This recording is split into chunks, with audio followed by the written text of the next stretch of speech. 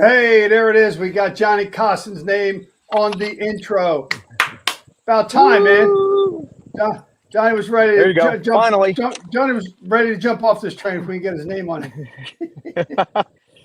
So, Not Johnny, quite. Johnny, where are you at today, John? I just got back from Atlantic City 3 minutes ago, and I am now Oh, sitting poolside as I unpack and repack and head to the shore for the week. oh boy. That's a shame. Boy, I'll tell you, nobody moves around more than the traveling handicapper, and certainly he is always a pleasure to have on a show, no matter where he is. And today he's enjoying a nice sunshine here in Hamilton by his pool. Awesome. Today, again, Fred York here with Let Him Run, and we're going to be covering the late pick five at Saratoga, which is races 9 through 13, and includes the 13th race being the big race, the Travers. Small field, but quality field. When we get to that race, we'll talk about that a little more. But I do have our Johnny on the spot segment ready to go. John, you good to go with this, John? Yeah, hit me with it, Fred. You're on the spot, John. That's what it is. That's why I call Johnny on the Hit me spot. with it. All right. So pretty straightforward question. Just simple. Just a thought. When I look at sometimes, I remember when Gary and May West used to own horses, breeder, owner. Like, what about when an owner trainer is the same person? Does that offer any merit or any thought that ever runs through your head, John? I would think it offers a lot because a trainer, he's got his skin in the game now more than ever. Because, if he just trains a horse, he's getting paid no matter really how the horse does. Okay. But when he's the owner, he's putting his money up to partially buy or fully buy the horse, and he's not getting paid if the horse doesn't produce. So I would think that, an owner-trainer combo, give it second look. Okay, so yeah, again, I've seen that a couple times as I have handicapped some races, whether they be today or in the past, and I always just wonder it makes sense. Sure, they have more skin in the game if they own the horse and they train it. Like you said, the trainer gets paid win, lose, or draw. Obviously, you get too many loses, you won't be training very much. But I get it. So how about this question? Again, something that a couple of my friends have often asked me, and I thought it came into being, that is synthetic racetracks, kind of in Santa Anita with some of the issues they were having there, and they try to put a different surface in. And what is the impact you think that has on horse racing in general with another surface? We have turf, we have dirt, and now we have synthetic at Gulfstream. They call it Tapeta, et cetera. What's your thoughts on that, John? I'm not a big synthetic surface fan. I try to avoid those races.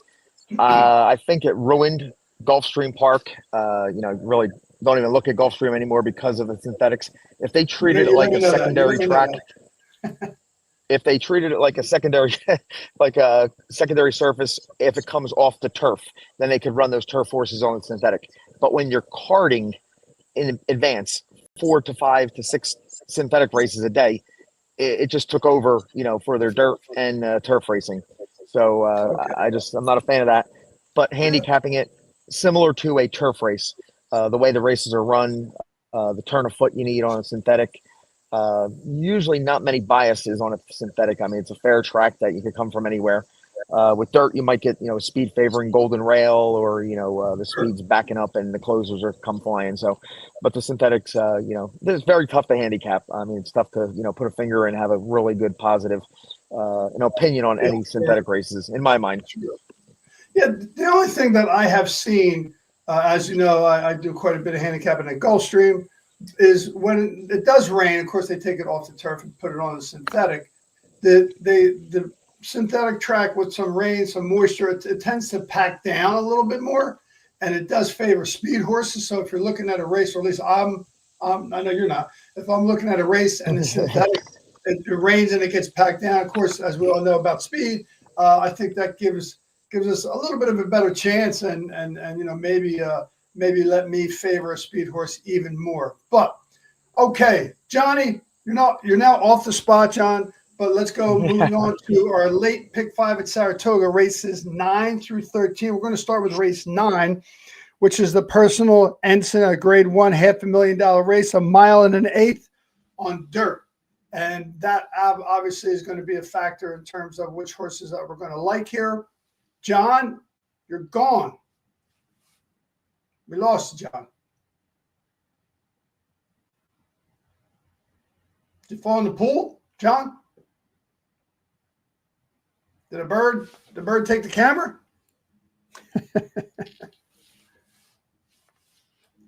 All right, well, let's see.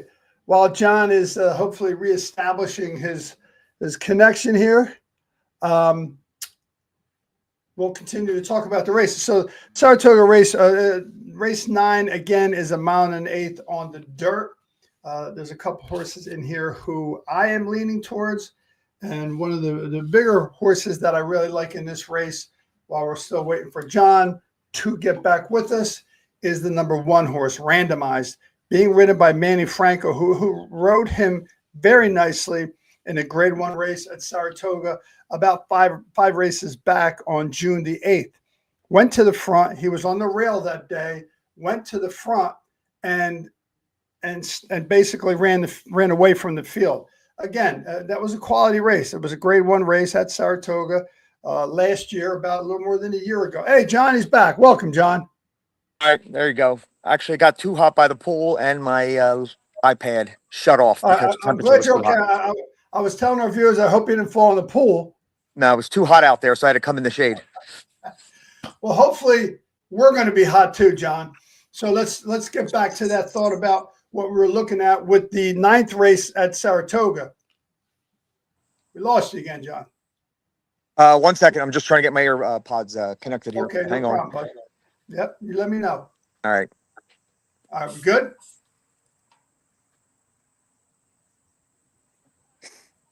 All right. You good to go? I think so. Yeah, I'll take my earbuds out. All right. Can you hear me? Okay.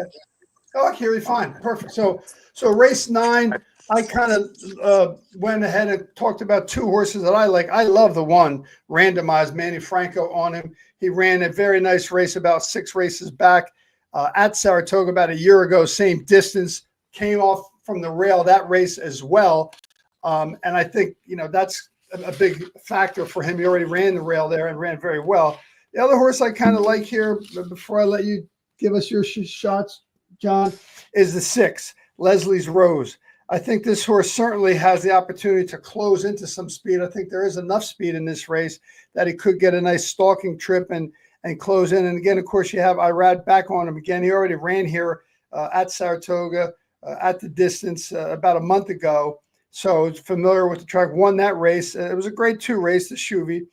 Beat a couple nice horses there. A couple of the horses that are in this race as well, Dazzling Move and Raging Sea. So he already has, if you want to say he has the upper hand on those. He's a horse that has speed, but he's not a need the lead type horse for me, John. So those are the 2 horses that I fell on in that race. What do you say? I'm liking the 6 as well. I think, she's getting better and better. The trip should be good for her. Torpedo Anna, you got to decide, is she the same animal she was as a monster 3-year-old? Right. Or do you, think she's regressed a little bit? Her numbers say she did regress, but Ken McPeak says she is better now than she ever was. She's 11 out of 14, won, 5 out of her last 6. The race she got beat by Raging Sea on Kentucky Derby Friday that weekend. We were all over Raging Sea that day and kind of knew she was going to stumble. She came back in a very easy spot. Not her typical self. She won by 3, but this pick 5, if you lean on these favorites, it could chalk out, or you could beat them all, and they all have knocks against them. So I'm going to try to beat Torpedo Anna, but I'm going to use defensively, and I will use the 6 as my top pick, the 7 right there. And if the race totally falls apart, I'm going to say Raging Sea again does it to her, picks up the pieces, because I think the other 4 or 5 can be near the pace, and that would leave Raging Sea as the 1-run late rate closer. Okay, so what would be your picks in that race, John? I would use 3, 6, 7. I would use 6, 7, 3 in that order. Okay, all right. So your 6 is your A horse, then, I guess. I And would you're say, going to yeah, use 6 and 7, I would treat as A's, yeah. And the 3 as a defensive backup. as a defensive play. Gotcha. Okay, great. Excellent. Okay, let's move on to race 10, and where we have, I believe it was like 3 7 furlong races in a row here. It's the H. Allen Jerkins Memorial Grade 1, another $500,000 purse running at 7 furlongs on the dirt. I'll let you jump into the water first. John, why don't you go ahead and talk to us about race 10 and what you got, your feelings here? I think you could use all the horses. None of them would surprise me. Okay. But I did gravitate towards a few of them. Midland Money for Baffert. You know, he shipped him out here after, full year layoff, and he won impressively. Kept him here the whole month of August for this race in mind. Never shipped him back. So Interesting. he could be a Yes. freak. It reminds me of like when Arrogate won the Travers, and I was not anywhere near having Arrogate, and he put on that display and won by 10 lengths. Totally missed him. This has the, feel like he won an allowance race, and now he's stepping into grade 1 stakes company. So I'm not going to put it past. He's the speed of the speed. He could just be that fast and, keep going. Verifier, undefeated, perfect stalking trip. So he could get the good trip in there. Smoking Wicked for Dallas Stewart. What an amazing performance. 101 buyer last time. I Big think time, he yeah. can follow up with that. He likes the 7 furlongs. I think we'll hit him between the eyes. And Matacat Road from the outside. He's drew the 2-hole and the 1-hole the last 2 times. And he had tough trips with horses pressing him on the outside the whole way. Now he could be the one pressing and stalking with a better trip. So Patch Adams, you can't take nothing away from Patch Adams, but I think Patch Adams down on the rail, he's not going to be as tactical, and he's going to more get dictated what is going to happen instead of him dictating how the race is going to go. So I think he Okay. gets shuffled inside, and as a low price favorite, I'm going to use him defensively, but I'm going to try to beat him. Yeah, I like all the picks you said, and like you said, you can make a case pretty much for any horse in this race. I definitely am leaning toward the 2 Midland Money. Certainly, speed of the speed, as you said. Baffert kept him here. He cost $650,000. It's only his 3rd race, so he certainly has upside. It's his 2nd time off the layoff, but like you said, he's been in Saratoga for a couple of weeks now. And his last couple of workouts after that race on August 3rd were strong, particularly the workout on August 17th. So he certainly is no worse for the wear from that race on August the 3rd. No question about that. Verify, again, 100% with you there. I think that horse might be, I guess call that horse the one to beat, I would think. But again, you can make a case for a lot of horses in here. I do like Matacat Road, as you mentioned, another Bob Baffert trained horse who's also working lights out for this race. Been off since June, but certainly hasn't taken any time off. And probably, I would think, maybe the class of the field in terms of the kind of races that this horse has run. And so who would be your picks in that race, John, for race 10? Who would be on your ticket? I would definitely the 2 is probably my top pick, the 2, and then I would definitely use the 5 and the 8 or my second picks. Then I'm going to use defensively the 1 because he is pretty good if he could just work out a trip, and Sure. Smoke Wicked the 6. So I would use 5 in this race, and really I could Okay. use 8 and not even blink. Yeah, and one of the questions I had for you was, Barnes. That horse came out with all kinds of the number 3 horse, Barnes, came out all kinds of accolades attached to him. They bought him for $3,200,000. Bob Baffert trained him. I don't think this horse ever really reached the potential they were hoping for him. He broke his maiden the first time out as a favorite. Won the second San Vincent Grade 2 race up at in Saratoga, and I don't think he ever really produced what they were hoping for. Maybe he he's had some time off since April, been working out like he's ready to go. We know Bob Baffert can get a horse for that horse. I think is, for me, I think I might use that horse when I put my ticket together. But like you said, yeah, you can use all if you wanted to do that, but that would certainly be a little bit of a trouble for a ticket. I think Barnes, he will appreciate the cutback. That's the reason, he'd be my next ad if I had the budget to keep, going. But Barnes would appreciate the 7 furlong cutback. We found out he wasn't a, 2-turn horse. So turn him Sure. back, that's probably his specialty. And he could turn into, Breeders' Cup Sprint kind of horse. Okay. Well, let's see how that race shapes out. We're going to go right now to another 7 furlong race. This one again on dirt. The Ballerina, grade one, another $500,000 race. So there's a field of 7 now. There were 2 scratches. The 1 scratch on the rail, Mystic Lake, and the 6 Zelos scratch. So it leaves us with a field of 7. I'll jump in here first, John, and I want to definitely hear your thoughts on this. Just thinking about the jockeys, and if I'm looking at changes that sometimes come with jockeys, the number 4, Helena's Forte, 10-1 morning line, little light in the buyer speed figure maybe, but boy, when Philip Bauer, who's a good trainer, I mean he's 30% trainer, doesn't have the name attraction of Bob Baffert, et cetera, Safi Joseph Jr., Steve Asmussen, et cetera. But man, in Saratoga, when he puts Rosario on a horse, he's won 4 out of 4 times. And whenever he puts Rosario on a horse anywhere else, he's won like 38%. And he's putting him on. The horse does have speed. He is third off the layoff. I think he's ready for a big race. He runs a good race every single time. Just a little question of the class. I certainly like him, and I certainly also like the number 7, Skilla. Always there. Bill Mott having a hot meet, puts Flavian Pratt on that horse. Rosario left the 7 to go to the 4. Obviously, that trainer, Philip Bauer, definitely wanted to see Rosario on that horse. So those are the couple of horses I like, John. What are you seeing in this race, John?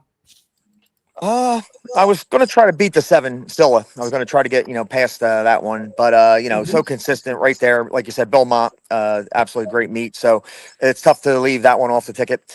I think I'm migrating to the 5, Claret Barrett with the leading jockey, Irad Ortiz Jr. Bahava, who beat him last time. 6-1 morning line too. Wow. It's almost can't be on. There's too many good, people that I respect that are, on him, mentioning him. So I would think he's going to come down some.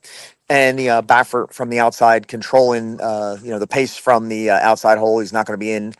My main squeeze, I was against that horse last time, and he beat me out of a, nice pick 6. I singled Sterling Silver, who ran 3rd in there, and this one romped by 8 lengths. So I didn't see that one coming. And Kenny, repeat that, but. If he goes wire to wire here to his other speed, that's going to, cost him. He just took control of that race. So I think I'm on the 9 and the 5 mainly.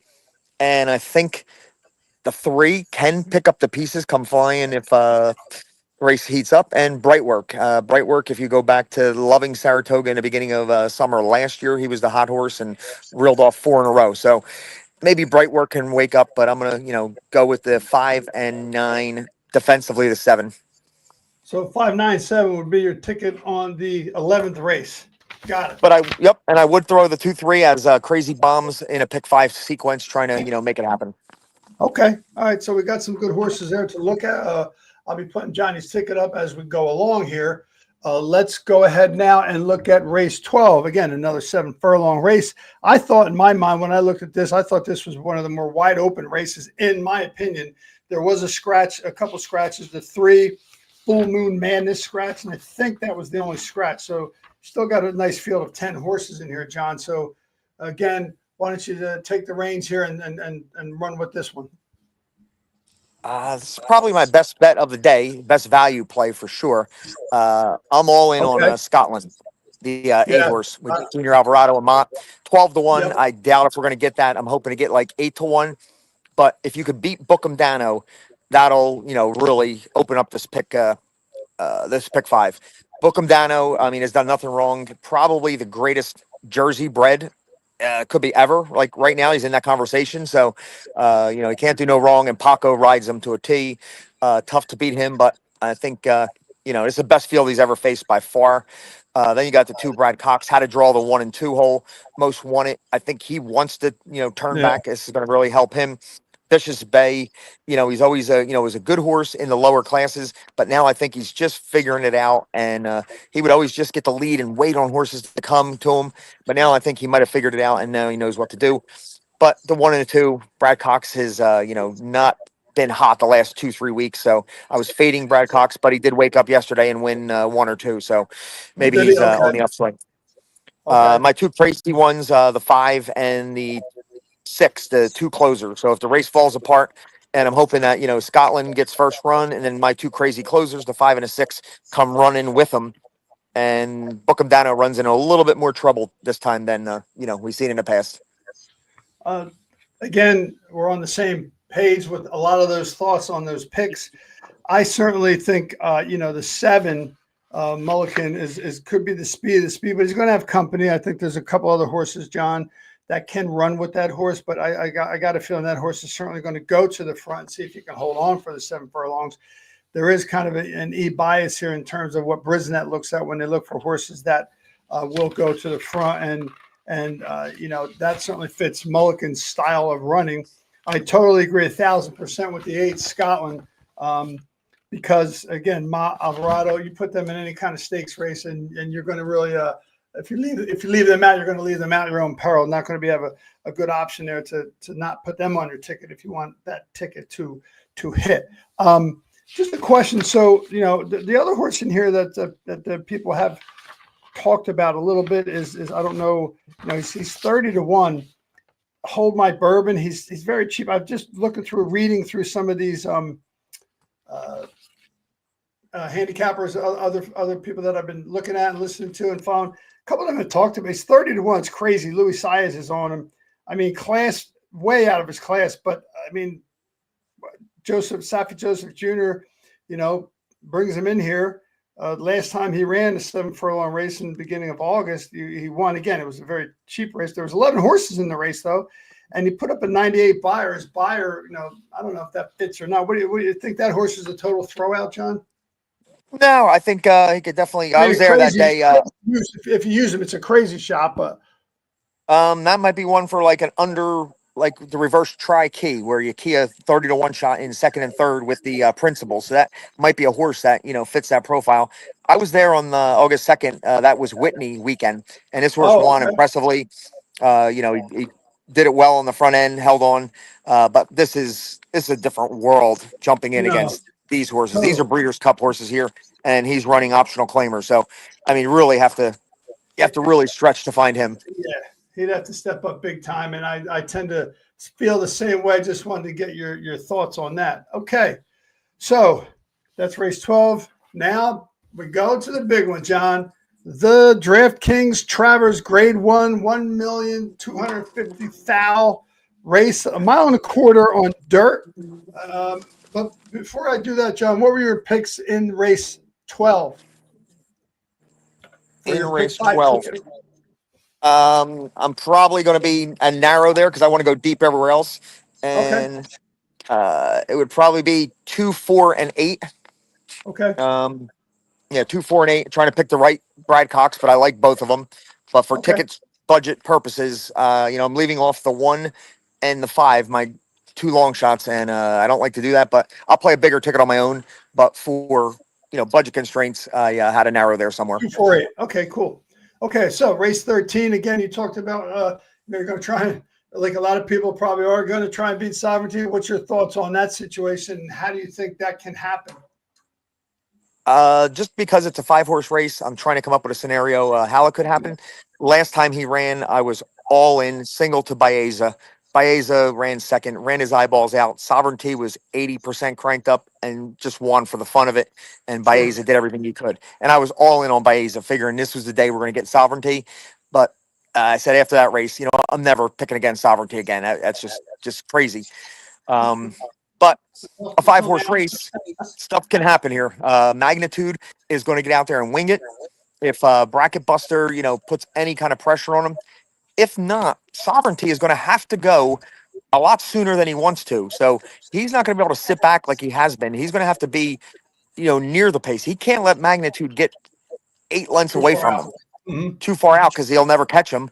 Magnitude's been running, 110 6 furlongs, and Sovereignty's 112 and 2. So based on them numbers, he's going to be 10 lengths behind Magnitude.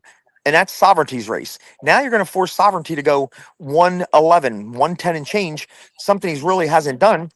He might not have that punch that he's always had down the stretch just because the pace of the race and the way it's going to go. And I could just see strategic focus. Chad Brown was high on this horse. This was his Travers horse all along. And I just think that he could just sit and come motoring down when Sovereignty gets a little bit leg weary. but it's probably, asking for more trouble. It's probably going to be 4-3 ice cold exacta, but I'm going to try in the pick fives to add value and beat him. So I'm going to go 3-4 and, use them equally, and hopefully we get it done. So your two picks there would be the 3 and the 4. Yeah. So again, the thing that I caught my attention looking at this race, the Jim Dandy, that's the race that Sovereignty won at on earlier in July 26th, when there was a speed horse in that race too. I can't remember who it was. That horse was supposed to get away. He didn't really get away. Sovereignty stuck right with him the whole time. And then in the stretch, he ran by him. I can't remember the name of the horse. It was the only speed horse in the race. This horse looks like, meaning one, Magnitude can be that speed horse. But like you said, I think he's going to get a much bigger jump on Sovereignty than what happened in that Jim Dandy race, when that speed horse didn't really get away from anybody, including Sovereignty, who just stayed right on his hip. And then Baeza tried to close. Like you said, Baeza ran his eyeballs out, just couldn't get it done. Sovereignty was about, as you said, 80% cranked up. So, I think you're right. You got to use, you have to use Sovereignty, right, John? I mean, you can't leave him off. I left them off against Baeza, and was 3 pick fives that were single to Baeza, and I paid the price for it. And the pick fives came back good enough. They were half the price of Baeza. I thought I was going to create, 5 times value beating Sovereignty, and it really didn't. It only created 2 times value, and I'm sitting there without a 1-to-5 shot, and I hit the pick 5, and all 3 tickets down the tube. So I'm using Sovereignty and the 3 equally. Well, I totally agree with that. And I think, again, when we put these, I'm going to post this pick 5 ticket up in a second. The total for your pick 5, John, with the 367, 12568, 579, 248, and the 3 and 4, that would come to. I actually had 6-7, Fred. In the first leg, I narrowed it down to make it work. 6-7. Okay, well, let me. So it came out to $120 ticket. So if I take that, so you got the 6-7, 12568, 579, 248, and the 3-4, and that comes up to what? No, I had the 2-3. I threw in the long ones in the middle leg, 2-3-5-7-9. Okay, so 2-3-5-7-9. Okay. Wait, hold on. What did I send you? No, I think that's it. It's 2 by 5 by 5 by 3 by 2, $120 ticket. Okay. So in that middle leg, it was 3-5-7-9. Got it. Yep, got it. 2-3-5-7-9. 2-3-5-7-9. 2-3-5-7-9. So it's 2 by 5 by 5 by 3 by 2, and it's how much? 120. 120. You got it. Okay, let me pop that up there, and then I'll put mine up there. We'll take a look at them. So let's see what we got. I'm sorry, it's 150, Fred. That's my fault. I was on the road when I was doing it. So 150 is the cost. I've seen it handicapping on the road, John. I've seen that before. It's tough driving on 295 when they're doing 82. Okay, so let's go ahead and get that up there. All right, I'll hide mine. I'll put John's up there. Okay, and there's John's. Let's see, we got it right. There you go. Right, 5-6 or 6-7, 1-2-5-6-8, 2-3-5-7-9, 2-4-8, 3-4 for $150. 100% correct, Fred. That looks like a good ticket. Many of the races, as we have looked at our pick 5 picks in the past, have the same same picks. Mine is the 136 by the 1236, 459, 468, and I went with just the 14 in the last race. Perhaps maybe getting lucky if Magnitude can pull off the upset. If not, certainly you want to keep Sovereignty in there. So those are our picks. So I'll keep going back and forth with them so we can see what we got.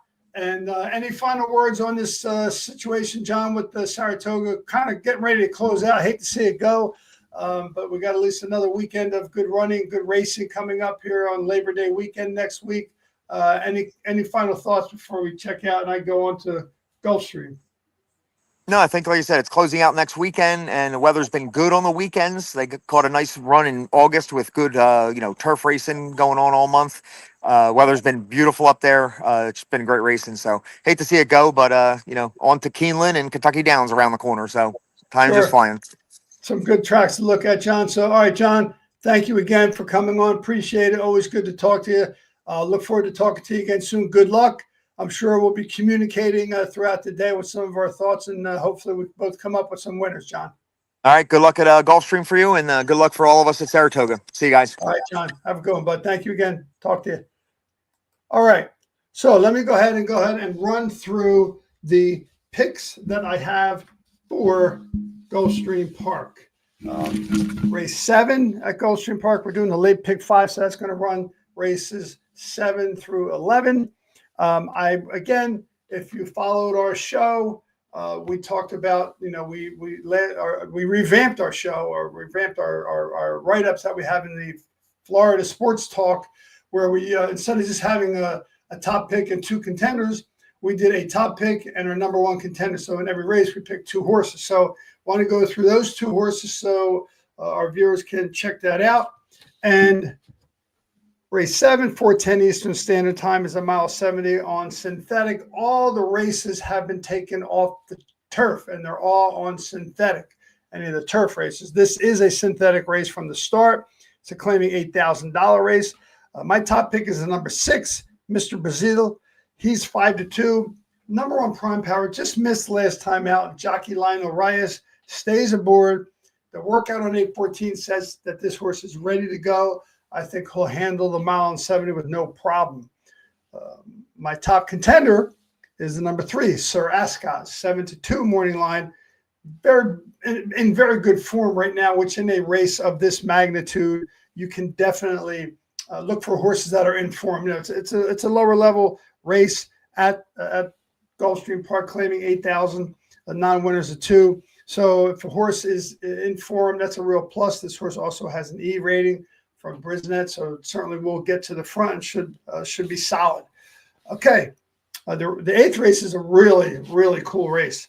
It's a maiden special weight, $70,000 maiden special weight, 6 furlongs on the dirt. The dirt was listed as good. It's probably going to be more closer to fast. I don't think they're expecting any more rain there at Gulfstream Park from what I looked at. So this should be a fast track.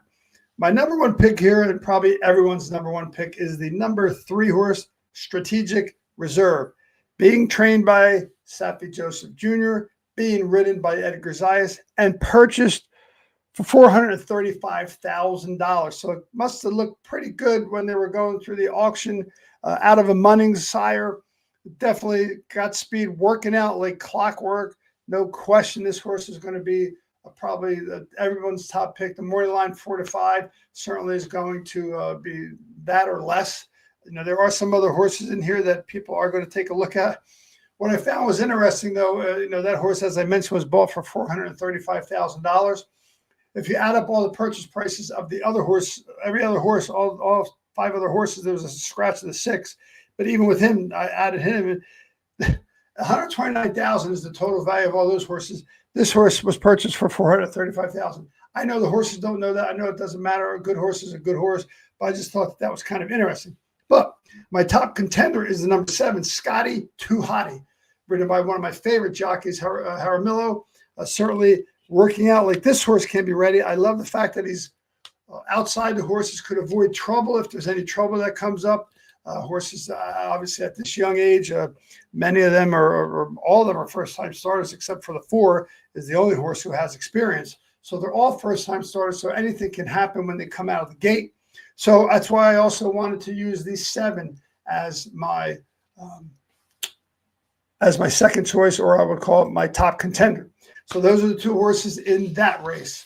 Okay, we're going to go to race 9 now, post time 5:21 Eastern time. 5 furlongs was listed on the turf, but no, is now on the synthetic, which actually falls right into line with my speed play of the day. And this is a horse that I would hope it stays anywhere near 5-1. I'm talking about the number 7, Nero Tulip. This race sets up for a speedster when it was on turf, if it was going to be on turf.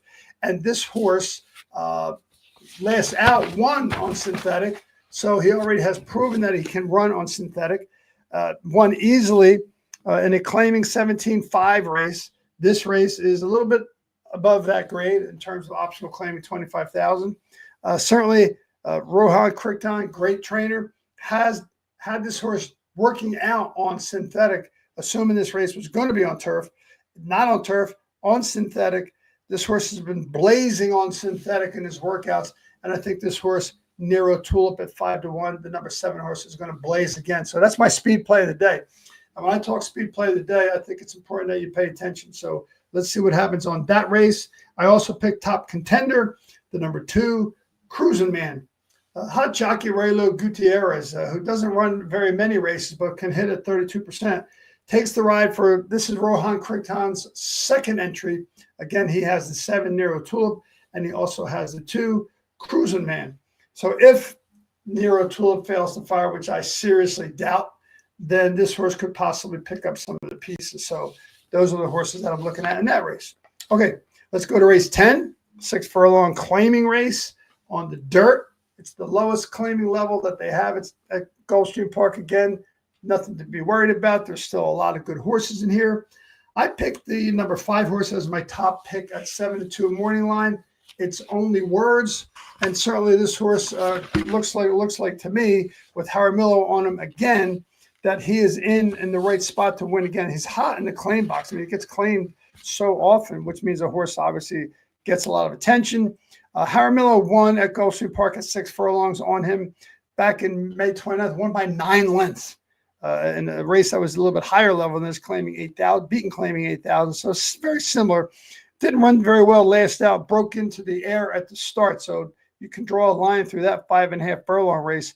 And again, Jaramillo's getting on the horse. And I think that's a big, big step up because he won with him in the past about 4 races ago, again, at Gulfstream Park at this distance.